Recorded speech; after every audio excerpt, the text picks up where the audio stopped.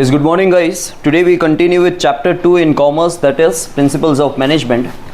कल के लेक्चर में हमने थॉट्स ऑफ क्लासिकल थियरी किया था. आज है thoughts of neo classical theory. Neo का मतलब होता है न्यू, NEW का दूसरा वर्ड होता है नियो, दैट इज न्यू. ठीक है, तो ये new classical theory, thoughts of new classical theory. अब न्यू वर्ड क्यों आया है? क्योंकि पहले की क्लासिकल थियरी में कहीं ना कहीं कुछ कमियां थी, लिमिटेशंस थी.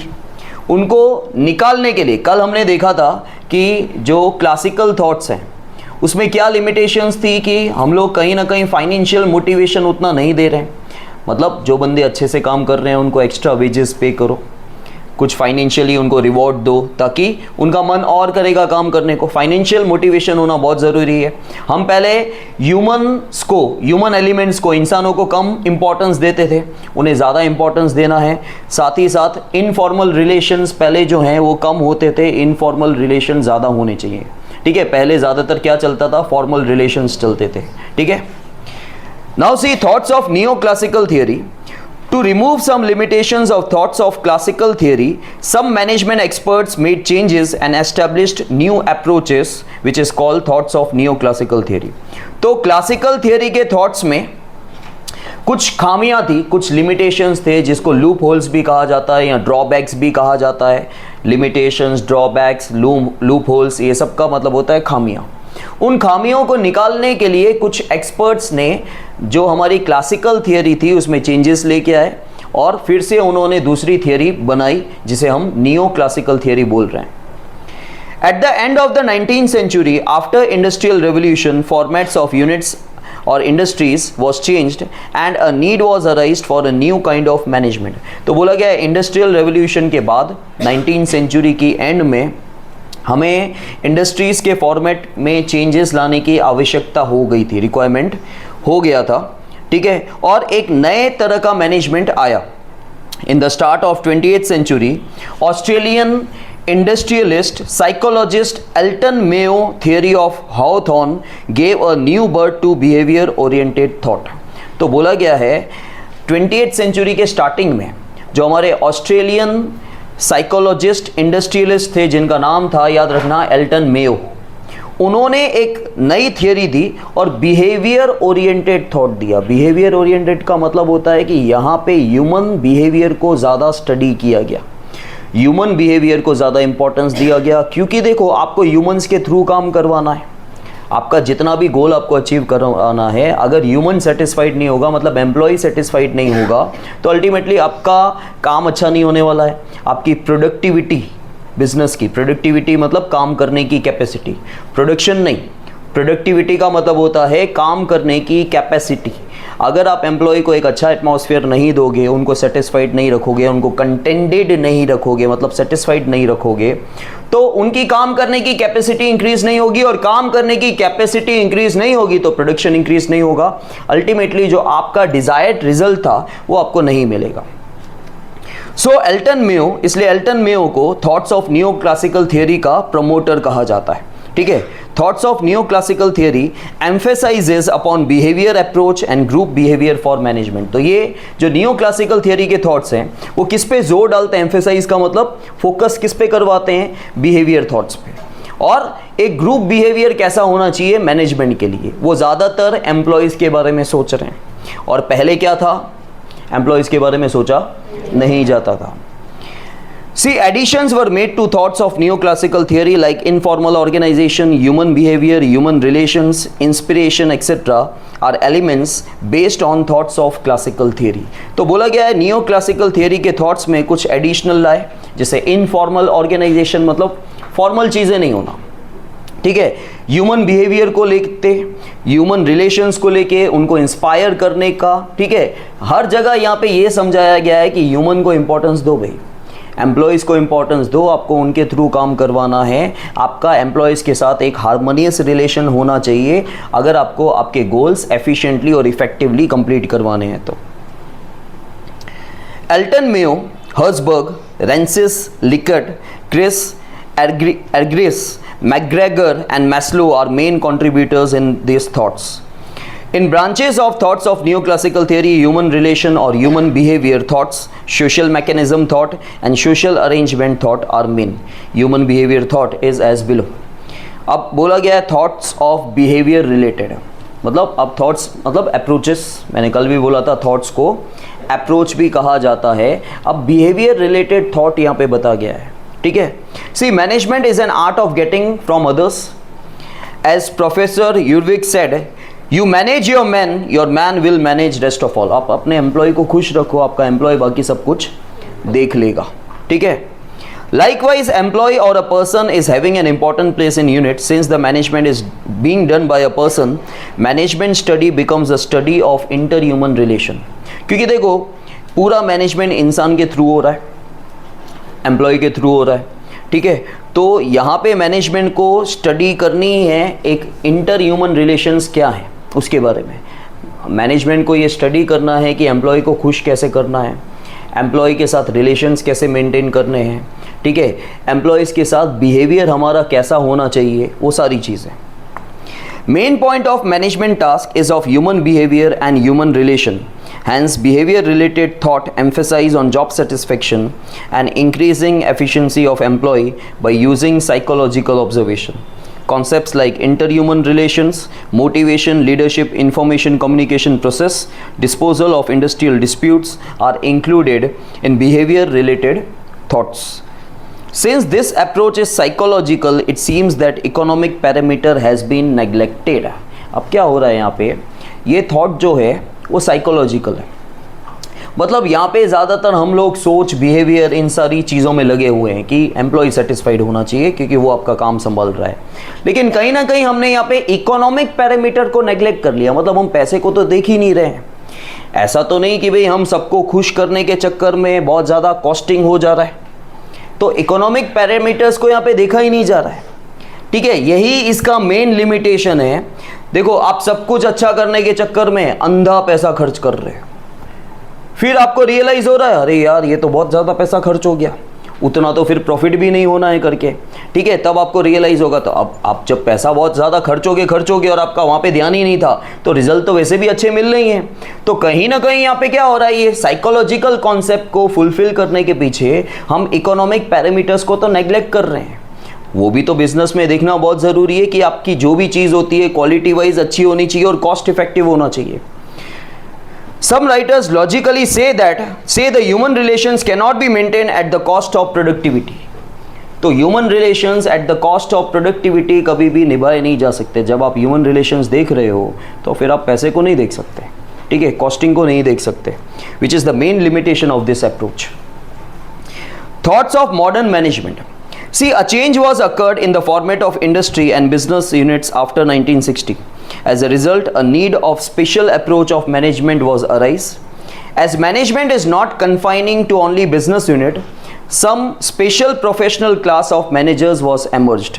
तो बोला गया है कि यहाँ पे मैनेजमेंट जो है वो खाली बिजनेस के रिलेटेड नहीं है, और यहाँ पे कुछ स्पेशल प्रोफेशनल क्लास जो मैनेजर्स हैं, मतलब अब मैनेजर्स भी क्या हैं, प्रोफेशनल उन्होंने अडॉप्ट कर लिया है। उन्होंने प्रोफेशन, मतलब मैनेजर्स ऐसे ही कोई आम इंसान हम मैनेजर नहीं रखते थे, मैनेजर भी कहीं ना कहीं किसी ना किसी फील्ड में एक्सपर्ट होना चाहिए, उसी को हम लोग अपॉइंट करते हैं। Where advocacy in this thoughts of for psychology, social studies, statistics, mathematics and computer information technology were made. तो कहीं ना कहीं उनकी मास्टरी इन सारी चीज़ों में होनी चाहिए।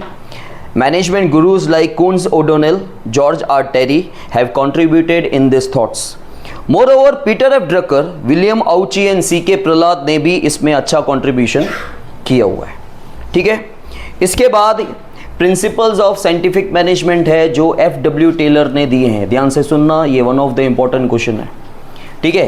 एफ.डब्ल्यू. टेलर जो हैं साइंटिफिक प्रिंसिपल्स ऑफ मैनेजमेंट के फादर कहलाते हैं, क्योंकि उन्होंने ये दिए हैं।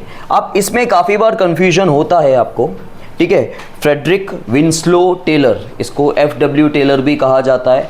अब काफ़ी बार ये आंसर आता है और आपको इसमें कन्फ्यूजन होता है कि नाम क्या था, कौन फादर, ये एमसीक्यू में भी आता है। तो आप ऐसे याद रखो, फादर का एफ और फ्रेडरिक का एफ, ठीक है। F W. Taylor is a father of principles of scientific management. ठीक है, या scientific principles of management. See F W. Taylor वो एक अमेरिकन मैकेनिकल इंजीनियर थे and an important contributor in classical thoughts, और क्लासिकल थॉट्स के इम्पॉर्टेंट कॉन्ट्रीब्यूटर थे। F W. Taylor का नाम पहले है, हेनरी फील बाद में आए थे, पहले एफ.डब्ल्यू. टेलर का नाम है, ठीक है। In the starting phase he is joined as apprentice in a factory. Apprentice समझते हो, 11th के अकाउंट्स में कहीं ना कहीं यूज हुआ है अप्रेंटिस। बोला गया है उनके स्टार्टिंग फेज में, जब उनकी डिग्री वगैरह उन्होंने ले ली थी, जब वो इंजीनियर बन चुके थे, वो फैक्ट्री में फ्रेशर गए थे काम सीखने के लिए। और अप्रेंटिस कौन होता है पता है? अप्रेंटिस सामने से पैसा देता है ट्रेनिंग का। आपने डिग्री ले ली but you don't have any practical experience, तो आप प्रैक्टिकल एक्सपीरियंस के लिए किसी फैक्ट्री को अप्रोच करते हो, कांटेक्ट करते हो कि आपको ट्रेन होना है, and for that training you are paying to them, ठीक है, आप उनको पे कर रहे हो। तो जो फैक्ट्री है उनके लिए वो अप्रेंटिस प्रीमियम इनकम हो जाती है, ठीक है। तो वो अप्रेंटिस थे, मतलब वो काम प्रैक्टिकली सीख रहे थे, लेकिन बाद में बहुत सारी काम करने के बाद वो मैनेजर बन गए। After contributing in various companies he became a manager in Bethlehem steel company. During this period F W. Taylor for the first time presented principles of scientific management. और ये बहुत इंटरेस्टिंग है, इनके प्रिंसिपल्स जो साइंटिफिक मैनेजमेंट के हैं वो बोलते हैं ट्रेडिशनल मेथड हटाओ। अब ट्रेडिशनल मतलब पुराने मेथड हटाओ, नए मेथड में क्या है, वो बोलते हैं कि जो स्किलफुल वर्कर हैं उनको और भी वेजेस पे करो, ठीक है।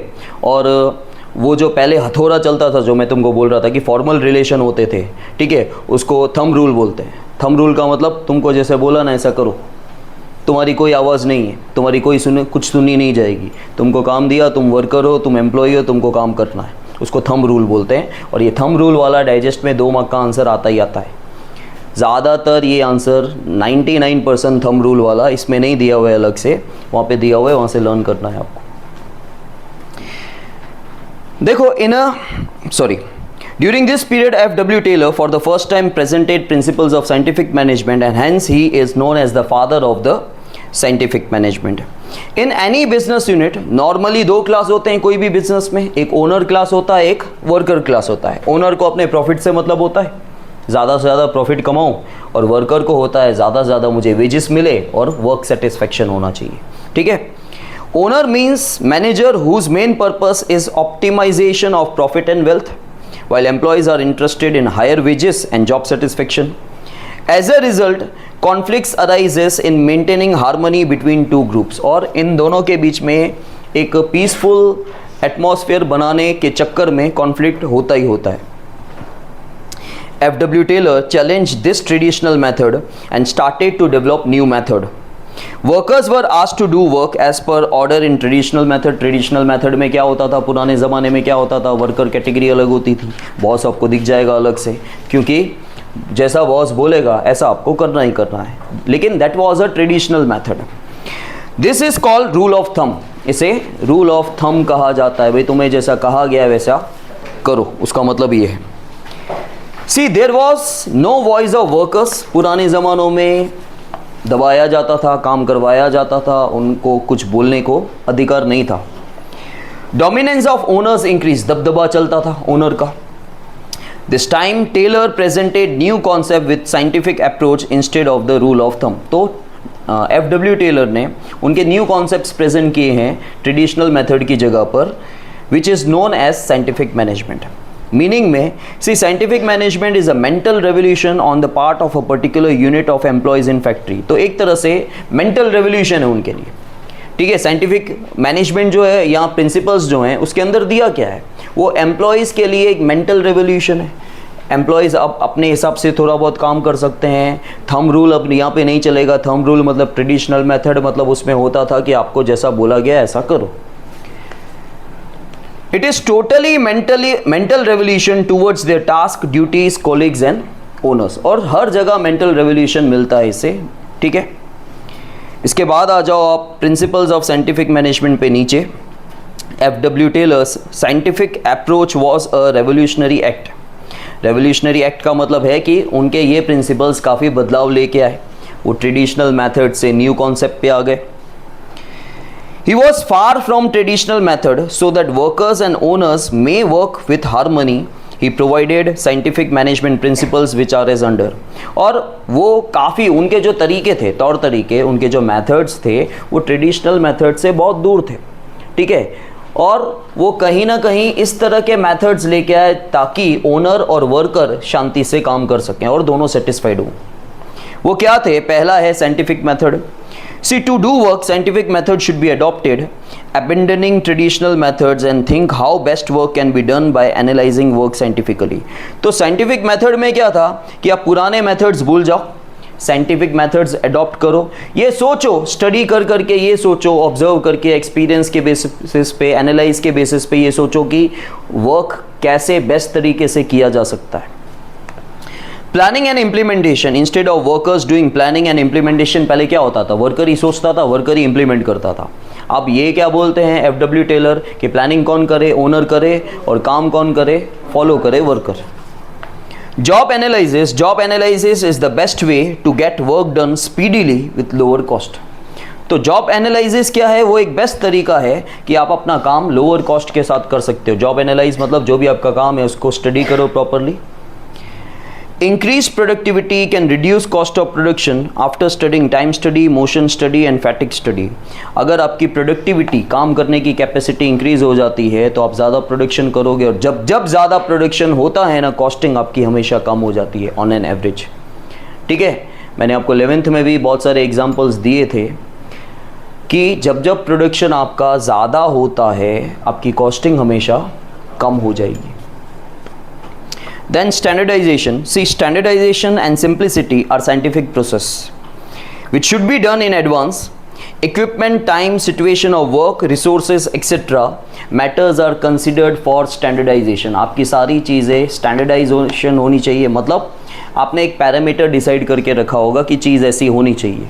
आप जब आपका एक्चुअल वर्क होता है उस वर्क को आप कंपेयर करते हो, ठीक है, तो उसे स्टैंडर्डाइजेशन कहा जाता है। और काम में सिंप्लिसिटी ज़्यादा होनी चाहिए, ज़्यादा कॉम्प्लेक्स वर्क नहीं होना चाहिए, क्योंकि वर्कर्स को काम करना है और जितना काम उनके लिए सिंपल होगा वो बेस्ट तरीके से कर पाएंगे।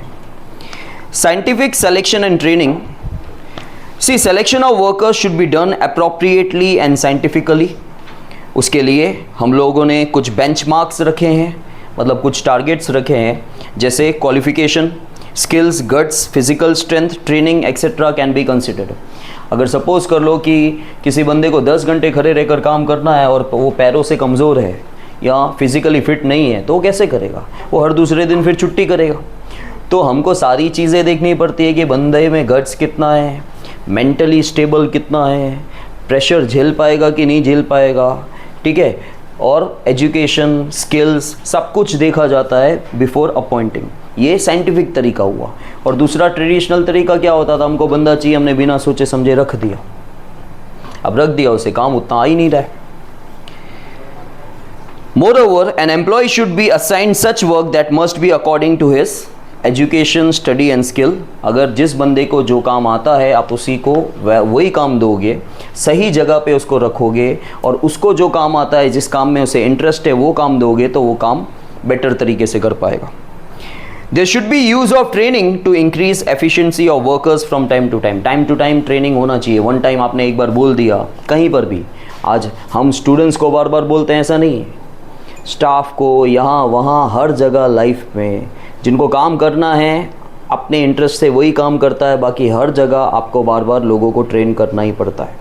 टाइम टू टाइम ट्रेनिंग देनी पड़ती है ताकि उनकी एफिशिएंसी और इंक्रीज़ हो, जिसकी वजह से उनकी प्रोडक्टिविटी इंक्रीज़ होगी, और प्रोडक्टिविटी से प्रोडक्शन इंक्रीज़ होगा, प्रोडक्शन इंक्रीज़ होगा तो हमारा प्रॉफिट इंक्रीज़ होगा।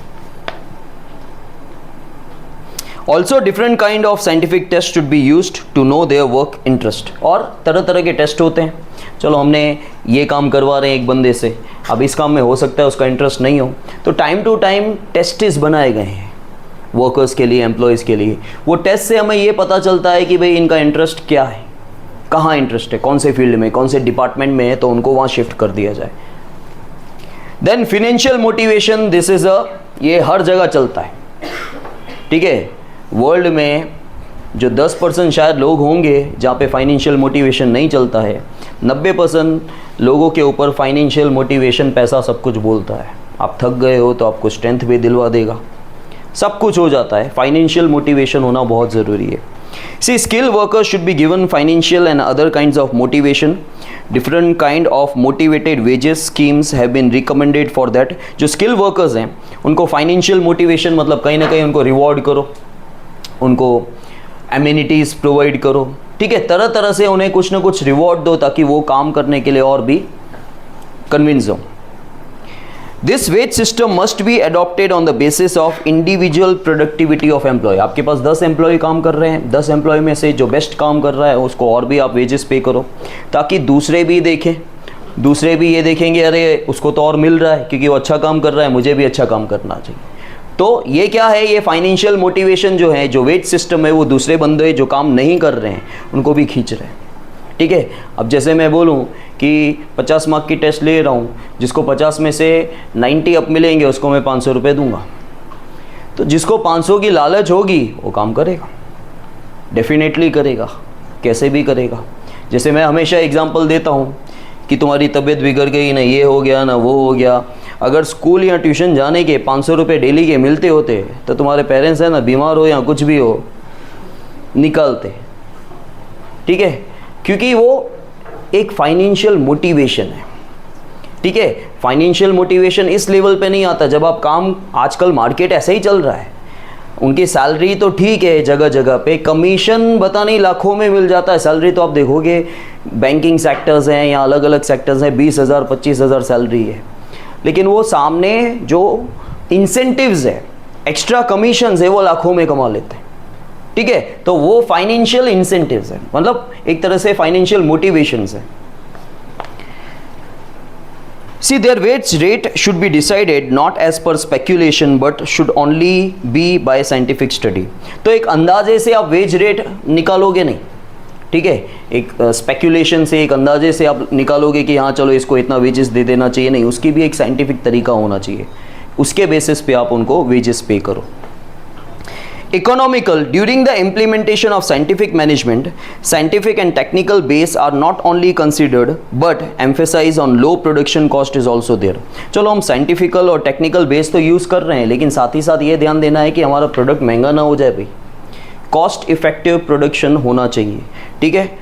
Cost estimation and cost control method should be considered, deviation should be found and correct action should be taken. तो कॉस्ट एस्टिमेशन, कॉस्ट का अंदाज़ा लगाओ, और कॉस्ट कंट्रोल मेथड्स आपको यूज़ करने हैं जहाँ पे कॉस्टिंग कम हो, क्योंकि कॉस्टिंग बढ़ जाएगी, आपका प्रोडक्ट बहुत अच्छा है लेकिन आप वो चीज़ नहीं लोगे, ठीक है। और साथ ही साथ हमको डिविएशंस को पता करना है, अगर कुछ गलत कर लिया तो उसको पता करना है, उसके लिए करेक्टिव एक्शंस लेने हैं। लास्ट है मेंटल रेवोल्यूशन, जो हमने पहले भी देखा, there should be a mental revolution for achievement between owners and workers. Achievement के लिए ओनर्स और वर्कर्स के बीच में कॉन्फ्लिक्ट नहीं होना चाहिए, उन दोनों को मेंटल रेवोल्यूशन होना चाहिए। मेंटल रेवोल्यूशन से क्या होता है, it reduces stress between owners and workers and achievement of goals become easy. समझ में आया?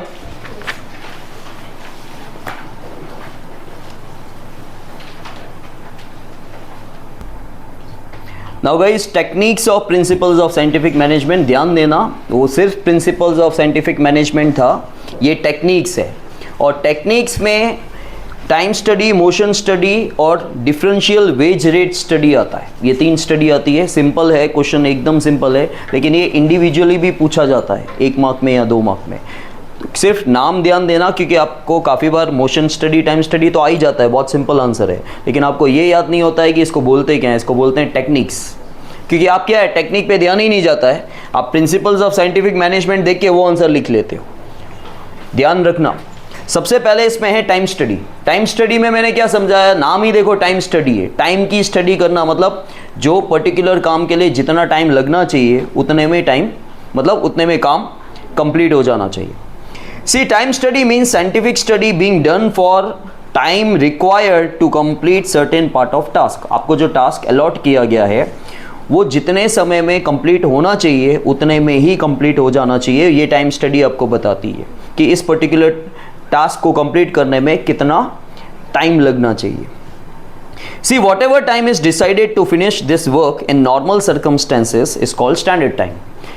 एक काम है, कोई भी काम है, कोई भी टास्क है, उस टास्क को कंप्लीट करने में नॉर्मल सर्कमस्टेंसेस में जितना टाइम लगता है उस टाइम को स्टैंडर्ड टाइम कहा जाता है। देखो, नॉर्मल सर्कमस्टेंसेस मतलब हो सकता है ना बीच में कुछ ऑब्स्टेकल्स आए, ठीक है, आप यहाँ से अहमदाबाद जा रहे हो, ट्रैफिक जैम हो गया बीच में, तो that is not normal circumstances. या बीच में कोई एक्सीडेंट हो गया तो दैट इज़ नॉट, अगर रास्ता खाली है या नॉर्मल रास्ता है जिसमें कोई ट्रैफिक जैम नहीं हो रहा है या कोई एक्सीडेंट्स बीच में नहीं आया या कोई भी ऑब्स्टेकल बीच में नहीं आया, तो आपको भाई पहुंचने में कितना टाइम लग रहा है? 5 घंटे, ठीक है, एक नॉर्मल गाड़ी की स्पीड से 5 घंटे पकड़ के चलो।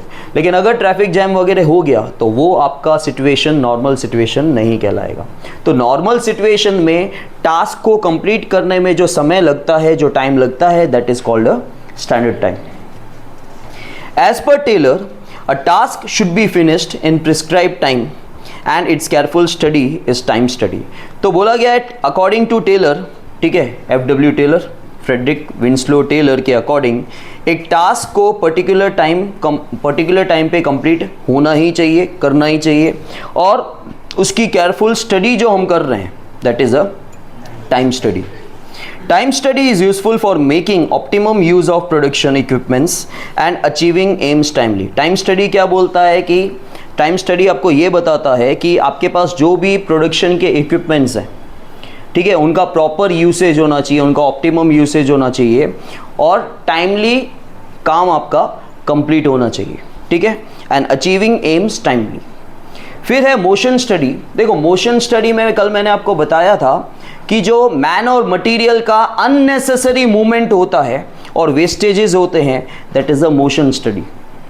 देखो, motion study means method of removing wastage of resources due to unnecessary and unproductive movement of man and material. तो बोला गया है कि अननेसेसरी और अनप्रोडक्टिव मूवमेंट जो हो रहा है, अनप्रोडक्टिव मतलब मैन और मटेरियल का जब मूवमेंट हो रहा है तो वहाँ पे कुछ काम नहीं हो रहा है, प्रोडक्टिव नहीं है। देखो, प्रोडक्टिव, प्रोडक्शन, एक ही चीज़, एक ही वर्ड सोच के नहीं चलना।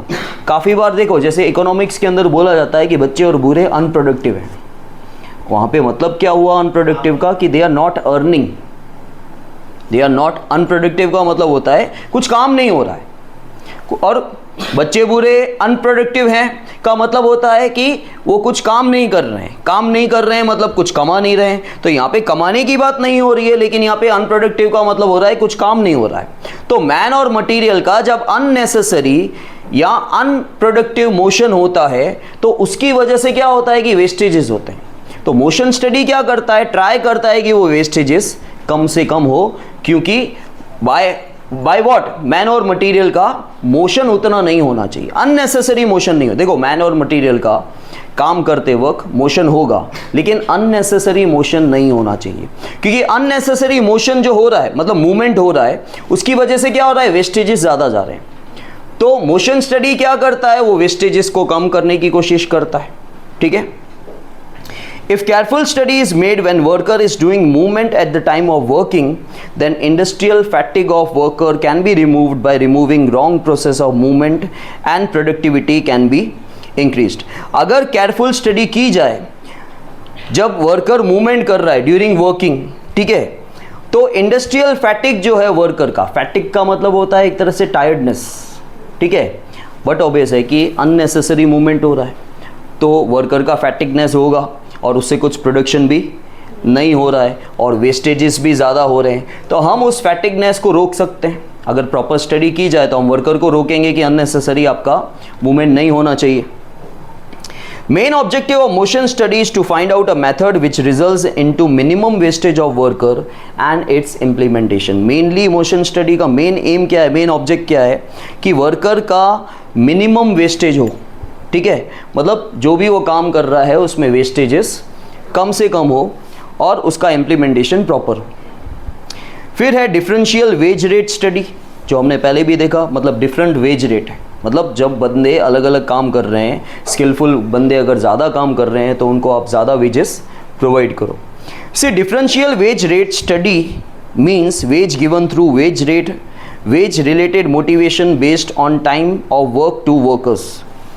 Frederick Taylor favoured this motivational wage method. तो देखो हमने पहले भी देखा कि फ्रेडरिक टेलर जो हैं, ठीक है, एफ.डब्ल्यू. टेलर जो हैं वो ट्रेडिशनल मेथड को सपोर्ट नहीं कर रहे, वो किसको सपोर्ट कर रहे हैं, वो साइंटिफिक मेथड को सपोर्ट कर रहे हैं। वो बोलते हैं कि जो एक्स्ट्रा काम कर रहे हैं, जो ज़्यादा काम कर रहे हैं, जिनकी प्रोडक्टिविटी अच्छी है, उनको आप एक्स्ट्रा वेजेस पे करो ताकि वो एंथुजियाज्म उनमें आए और वो और भी ज़्यादा काम करें, उनकी प्रोडक्टिविटी वो इंक्रीज़ करें। Considering this fact, efficient worker should get more wages and worker having less efficiency should get lower wage in terms of more production।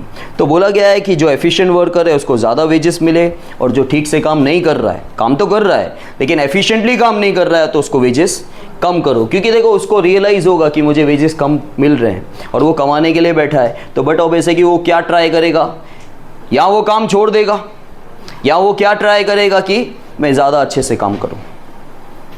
Considering this facts Frederick Taylor has given different wage rates.